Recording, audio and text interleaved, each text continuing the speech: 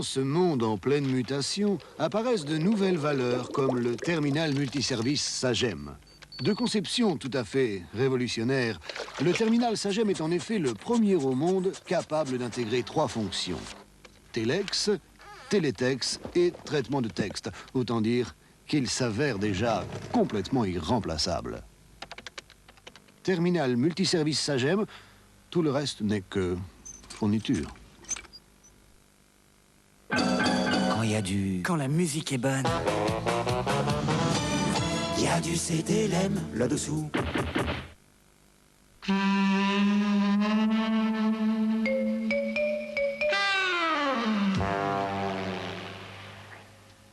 T'as le pilote,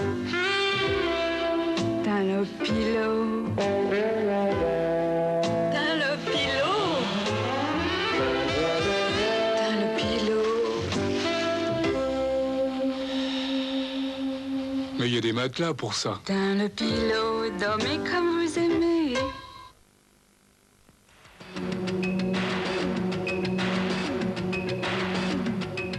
Poison. Le parfum par Christian Dior.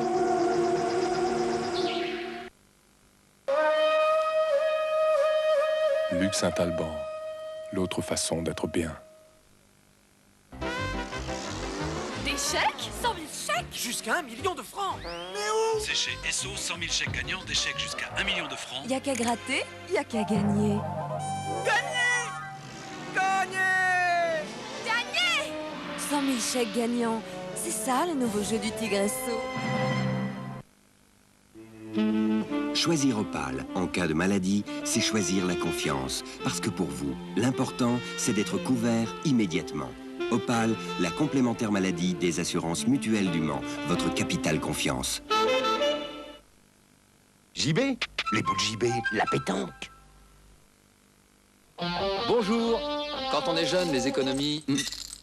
Et pour s'offrir sa première voiture, c'est pas toujours facile. Alors moi, monsieur Financement, je vous conseille une location avec option d'achat vraiment exceptionnelle. Vous avez un premier versement de 17 800 francs, le plus dur est fait, et hop, vous partez au volant de la Super 5.5. Ensuite, vous payez 312 francs par mois la première année. Pas mal, non? Pour en savoir plus, appelez-moi au 05 25 25 25, c'est gratuit. Il y en a qui vont vite. Monsieur Financement, le premier service Renault. Quand il y a du... On se refait une beauté. Il y a du CTLM là-dessous. Rester dans la course est une entreprise difficile. C'est pourquoi Rank Xerox propose ses systèmes de traitement du document. Grâce au scanner, vous rentrez vos informations sur écran pendant que d'autres se donnent un mal de chien. Vous consultez vos archives, vous faites votre mise en page et vous éditez un document parfait que vous pouvez même diffuser sur d'autres postes. Pour le succès de vos entreprises, système de traitement du document Rank Xerox. Je suis heureux.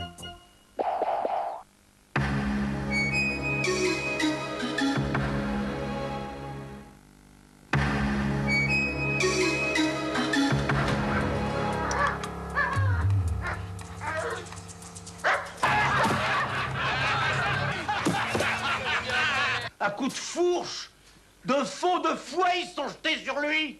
Mais enfin, ces salopards, le bel. Combien est-ce qu'il en reste?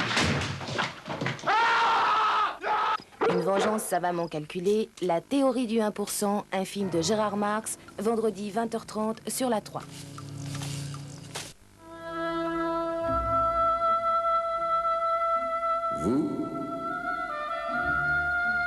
Vous élisez le président de la République, le chef de l'État.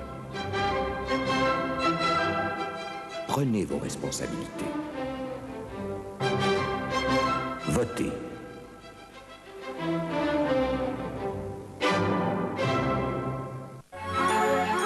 Beau temps ou mauvais temps? Après soir 3, regardez le bulletin du ciel.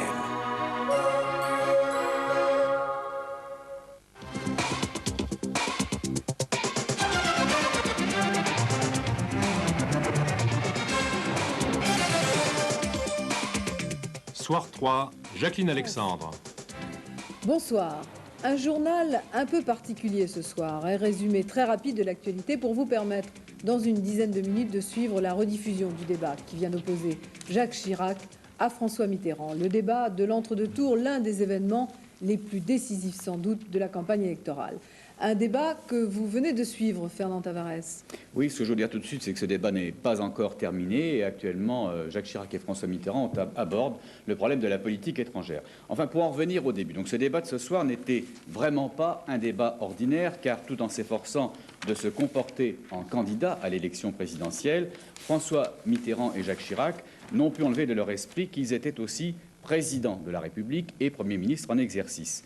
Cette double préoccupation a donc conduit les deux hommes à réaliser une prestation, disons, extrêmement fine, extrêmement serrée. Prestation à l'intérieur de laquelle ils devaient d'une part faire passer le message électoral et d'autre part préserver la nécessaire image de l'autorité de l'État, tant à l'intérieur de la France qu'à l'extérieur. Alors pour convaincre les électeurs français, on a vu et entendu Jacques Chirac et François Mitterrand jouer à la fois de la voix, du regard, de l'esprit, du cœur aussi, et du caractère. Ambiance grave et solennelle, particulièrement au début, on sentait que les deux hommes se cherchaient et ne voulaient pas tout de suite livrer un duel. La première question a porté sur la période de cohabitation. Les deux hommes sont tombés d'accord pour dire que, globalement, ça s'était bien passé. Et puis, au bout de 10 minutes, on en arrivait à une question un peu plus importante, c'est la question de l'électorat du Front National. Même réponse pour tous les deux, il faut en tenir compte. En revanche, un petit peu plus loin, au cours de l'émission, on a abordé les thèmes sensibles à cette question, l'immigration. Là, il y a eu différentes positions. Jacques Chirac a défendu la sienne, l'immigration clandestine à combattre, mais François Mitterrand a dit oui, l'immigration clandestine, je la combattrai également. D'autres grands thèmes ont été également évoqués. L'Europe, une grande place, bien évidemment. Le chômage, une grande place encore. Et puis on a parlé du lendemain des présidentielles, ce que l'on sait déjà, c'est-à-dire que Jacques Chirac, s'il est élu, ne dissoudra pas l'Assemblée nationale. François Mitterrand, lui, effectuera les choses en 2 temps. Il nommera un Premier ministre. Jacques Chirac a dit d'ailleurs qu'il ne s'accrocherait pas à son poste de Premier ministre, il respecterait la tradition. Et François Mitterrand a expliqué qu'une fois le gouvernement nommé, si l'Assemblée nationale, disons, n'approuvait pas les orientations prises par ce nouveau gouvernement, seulement à ce moment-là, il prononcerait la dissolution.